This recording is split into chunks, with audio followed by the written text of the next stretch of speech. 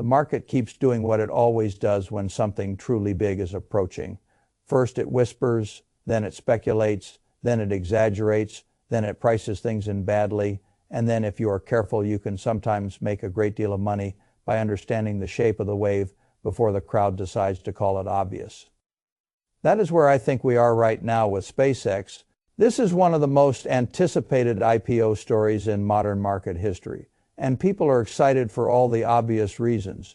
It is Elon, it is rockets, it is Starlink, it is the moon, it is Mars, it is military relevance, it is global communications infrastructure.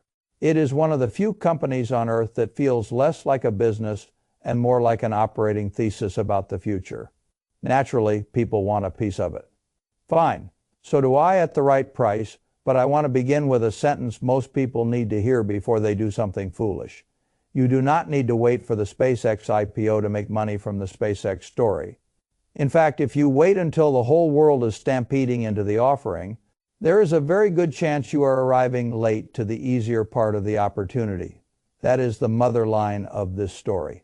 The best way to play a major IPO is often not by buying the IPO itself in the first wave of hysteria. It is by owning the right surrounding businesses before the event teaches the crowd what was already sitting in front of them. That is what I want to show you here. But before I get to the 5 names, I want to frame the SpaceX piece correctly, because if you misunderstand why this IPO matters, then you will misunderstand why these surrounding stocks matter too. The SpaceX story did not begin with Elon Musk. It did not even begin with private capital falling in love with rockets. This story has been building for decades. Governments around the world have been slowly pushing the economics of space away from the public-only model and toward a privatized model where commercial capital, commercial operators, and commercial contracts increasingly carry the burden of exploration, launch services, communications, infrastructure, and orbit. Based industry that transition matters because it changes the financing structure of the whole sector. Instead of tax dollars doing everything, private capital now gets to participate.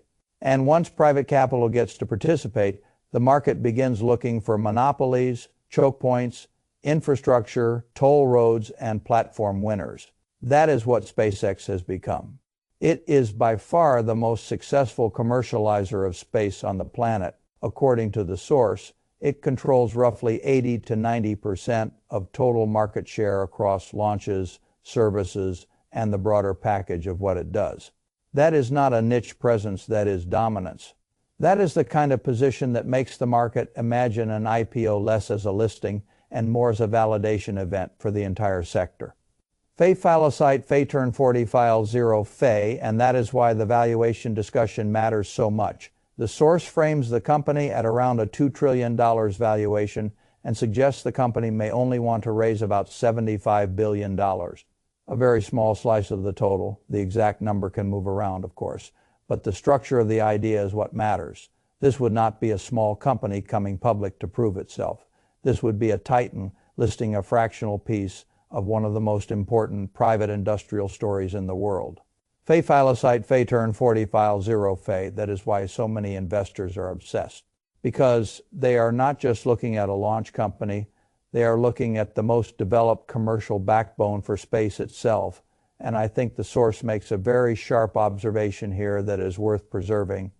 In the future, there may be many niche players and many competitors across multiple verticals in the space economy, but the overall exploration of space may still end up being branded by SpaceX in the public imagination because so many of the essential transport, launch, and infrastructure pieces run through it.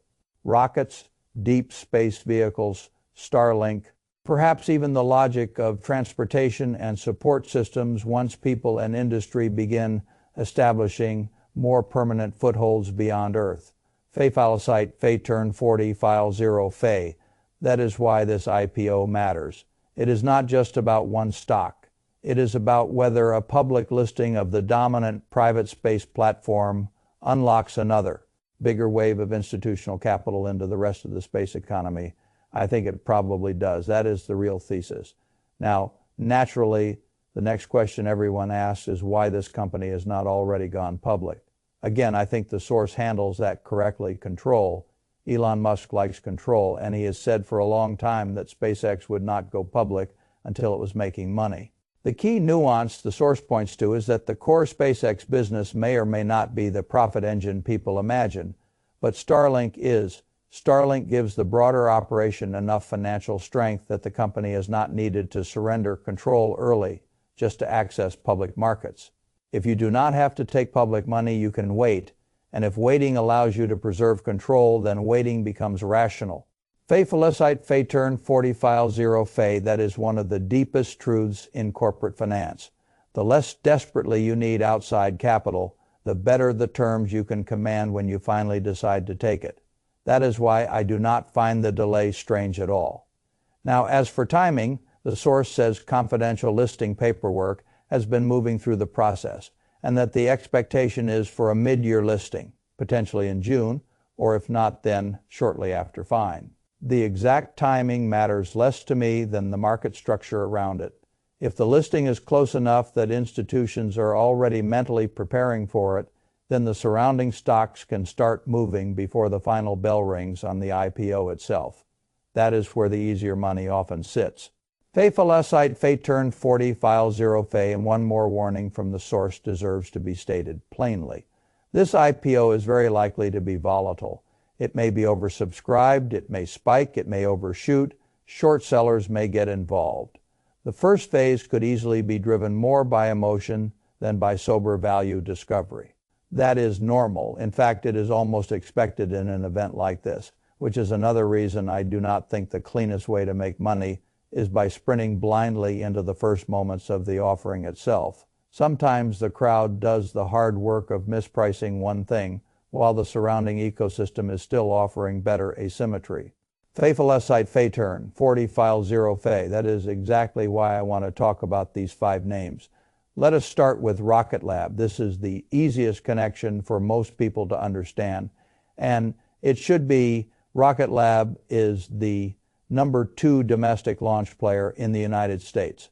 A distant second, yes, but still second. That position matters because if the entire commercial space story gets a giant legitimacy boost from a SpaceX IPO, then the most obvious adjacent beneficiary is another serious launch company with growing revenue, accelerating activity, and a visible path toward profitability.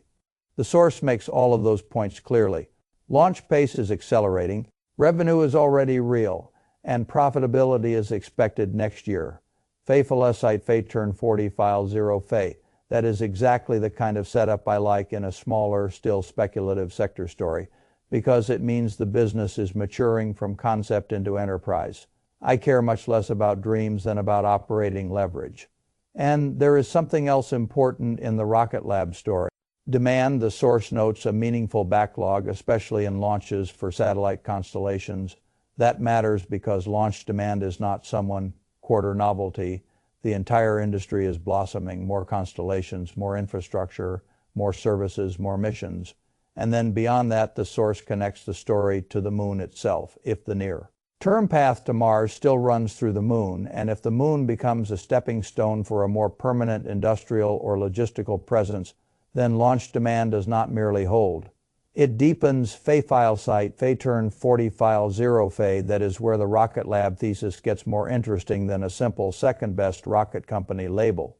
If SpaceX becomes the headline brand of the broader movement, Rocket Lab can still participate because the movement itself expands the total need for launch services. Now, of course, the chart has been volatile. The source says Rocket Lab surged hard late last year and early this year, then tumbled along with other speculative small-cap names, and is now showing signs of support at a higher level. That is what a ratcheting market often looks like. It runs ahead, digests, then finds a higher floor. The key is whether that floor keeps moving upward over time, and the source read is that it does. I think that is the right way to interpret it. Not straight line strength, but a higher base being built under a still improving story. Felicite Fayturn 40 file 0 Fay, that is enough for me to stay interested. Now let us move to the second name. AST Spacemobile, This one is one of those stories that sounds futuristic enough that people either get very excited or very dismissive very quickly. Good, I prefer stories that divide opinion because that usually means there is actual asymmetry somewhere inside them. The essential idea is simple enough to state: global uninterrupted satellite-based 5G coverage for mobile devices. Take your phone anywhere in the world and still have strong connectivity. That is a powerful vision. The source also ties ASTs directly into the SpaceX story through launch dependency. Like many companies in the sector, it leans on SpaceX and Rocket Lab launches to get its constellation into orbit. So, if the SpaceX IPO unleashes more institutional appetite for the broader space theme, ASTs is positioned as one of the names people may suddenly want to understand better. Fay file site, Fay turn 40 file 0 Fay. Now, I want to address the obvious risk because the source does. Capital, huge capital execution. This is not one of those little software stories where you can pivot over a weekend and call it innovation. A new communications network in space takes real money, real launches, real equipment, real timing, and real discipline.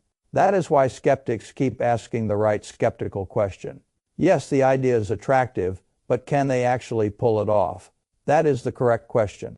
And the source's answer is that the company is de-risking itself every day by proving the technology works, getting the constellation into orbit, and securing contracts with major providers. In other words, the story is not sitting in a dream phase. It is moving through execution.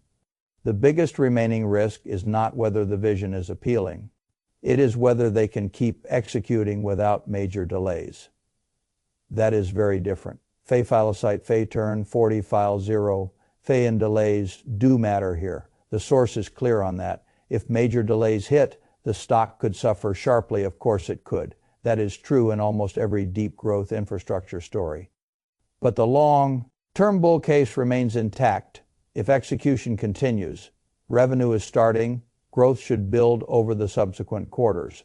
Profitability is expected within roughly 2 years. That is the setup. A heavy investment phase giving way, if all goes well, to a much stronger revenue unlock later. Fay file site, Fay turn 40 file 0 Fay. I also think the source makes a good comparison here to AI build-out logic. When demand is clearly there and the needed infrastructure must be built before the revenue can fully show up, companies often burn a lot of capital up front. That is not automatically bad. It becomes bad only if the demand side turns out to be fantasy. But if the contracts are real and the service is wanted, then the spending phase is simply the painful beginning of the machine. That is how I think about AST's painful beginning, potentially massive machine. Now let us move to intuitive machines. This is where the moon story becomes more direct. Rocket Lab helps you get things into orbit. ASTs is about communications infrastructure. Intuitive machines is much more directly tied to moon-related systems, landers, robotics, and components that serve the lunar mission itself. The source is very clear that they are not making the rockets and not building the capsules, but rather focusing on what I would call the machinery of being there that matters. Because once the conversation turns from launches to sustained activity, different kinds of companies begin to matter more. Fay file site, Fay turn 40 file 0 Fay. And here is what I like most in the source. Argument, profitability is close. That matters in this space. The whole sector is full of ambition, but a lot of it still lives far out in the future. Intuitive Machines, according to the source, has one of the better revenue profiles among the non-SpaceX names and is expected to reach profitability next year. That is an important distinction, because it changes the stock from a pure dream vehicle into something with a shorter bridge to economic legitimacy. Fay file site, Fay turn 40 file 0 Fay, and again the moon logic matters. If SpaceX pushes the ecosystem toward a more serious lunar phase, then the companies selling specific moon-adjacent systems and services become more relevant, not less. The source also makes a useful point that the business is not only about lunar landers themselves. There are NASA and defense-related contracts, engineering services, and other supporting activities inside the revenue mix. That diversification matters because it means the company is not depending on one single grand moon event to survive. There are multiple streams supporting the case. Pfeiffelicite Pfeifturn 40 file, 0 Pfe. Now, the chart has moved recently. The source notes that the stock was around $16 just a few days before a recent jump, and that macro developments, especially the easing of Iran-related fears, may have helped clear the pathway for that move. Fine, that is normal. Macro relief often helps names like this. The more important thing is not whether one geopolitical scare influenced 1 week of trading. The more important thing is whether the market is beginning to treat the company as a business on the way to profitability rather than just another idea inside the space basket. That is what I think the source is suggesting. And if that is the transition underway, then the move can have more life than the chart currently reveals at a glance. Now, let us go to Planet Labs. This is one of the more subtle names in the list because it is not as directly tied to moon romance or launch glamour in the public imagination. Planet Labs is centered around Earth imaging, satellites, constellations, data services built off those constellations. From a story standpoint, that sounds less cinematic than rockets, but some of the best businesses in the market are precisely the ones that sound less cinematic because they are selling capability rather than excitement. The source says the company is still early in its ramp, has revenue, and has a constellation in place. But the big thing holding it back is how far away profitability still appears to be, perhaps out toward 2029 or 2030. That is the major weakness here. Pfeiffelicite Pfeifturn 40 file 0 Pfe, and I respect that honesty. Not every stock on a buy list should be framed as equal. This one is not. The source is not saying Planet Labs is the cleanest near-term earnings story. The source is saying the catalyst would be acceleration, especially if the SpaceX IPO helps draw more capital into the space sector and re-rates the environment around companies like this. That is a different sort of setup. Less about current cash generation. More about what the market may decide to pay for if the whole sector gets repriced upward. I also like how the source handles the connection to SpaceX here because it would be easy to over-dramatize it. The connection is not that Planet Labs is somehow becoming SpaceX. The connection is the traditional one.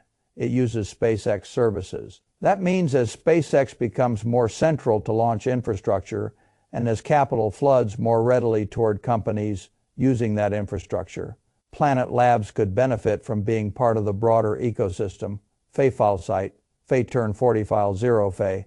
Now, what really interests me here is the price action and the institutional behavior the source points to. The chart has been one of the better looking charts in the sector. Institutions own roughly 40% of the stock, and according to the source, they have been buying at better than a 2-to-1 pace. That matters because I always like to see what informed capital is doing, not just what commentators are saying. If institutions are leaning into weakness and the chart remains structurally stronger than many peers, I pay attention.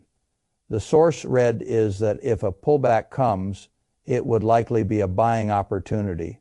I think that is a fair way to frame it. Pfeiffelicite Pfeifturn 40 file 0 Pfe. Now we come to the final name, Redwire. And I think it is useful that the source is relatively restrained on this one because not every name in a theme has to be sold with equal enthusiasm. Redwire is much more about orbital manufacturing and support infrastructure. Think structural components, arrays, and support systems that future activity in space will need if the industrial side of the thesis really expands. The source frames this as a company that would benefit if the broader space economy accelerates, because all those future companies trying to build in orbit, build satellites, create infrastructure, or support lunar activity will need what Redwire makes. Fine, that is the logic. Pfeiffelicite Pfeifturn 40 file 0 Pfe, but compared with some of the earlier names, Redwire is weaker in the near term. That is the important point. Revenue exists, yes, but like Planet Labs, the profitability runway still appears fairly long. The source specifically says of the 5, this is one of the weaker near-term plays, and that the chart reflects that. The stock has struggled for over a year, and while it may be establishing some kind of support base, it does not yet look as bullish as some of the stronger names in the list. Pfeiffelicite, Phaeturn 40 file 0 Phe, that does not make it useless. It just means the ranking matters. If you are building exposure around the SpaceX IPO theme, not every stock should command the same confidence or position size. Some are cleaner execution stories. Some are earlier, murkier optionality stories. Redwire sits more in the latter category, and I think that is exactly how it should be treated. Now, I want to step back and put the entire list in one frame, because the list only becomes truly useful when you stop hearing it as 5 disconnected tickers and start seeing the architecture. Rocket Lab is the second domestic launch player with accelerating activity, real revenue, and a meaningful path to profitability. AST SpaceMobile is the global communications infrastructure dream. Still capital heavy, still execution sensitive, but de-risking through actual progress rather than just narrative. Intuitive Machines is the moon-adjacent operator with one of the nearer profitability timelines and a growing role in services and engineering tied to lunar ambitions. Planet Labs is the Earth imaging and data services platform whose chart and institutional support may make it interesting if the sector itself gets re-rated. Redwire is the longer duration infrastructure and manufacturing support play that may benefit if the whole industry accelerates, even if its own current setup is less compelling than the stronger names above it. That is a real list. And more importantly, it is a list built around the same underlying principle. You do not have to buy SpaceX itself to make money from the SpaceX event. You can own the ecosystem. Sometimes the best way to play a giant IPO is to own the road suppliers, secondary players, and enabling systems that become more valuable when the spotlight turns on. The whole industry, that is what is happening here. Now, let me leave you with the part that matters most. Do not buy these because they sound futuristic. Do not buy them because the moon makes for good thumbnails. Do not buy them because somebody told you the whole sector is about to go vertical. That is not a process. That is excitement. And excitement is a bad portfolio manager. You need your own conviction.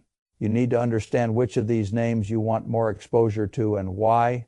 Are you buying nearer term profitability? Are you buying pure communications optionality?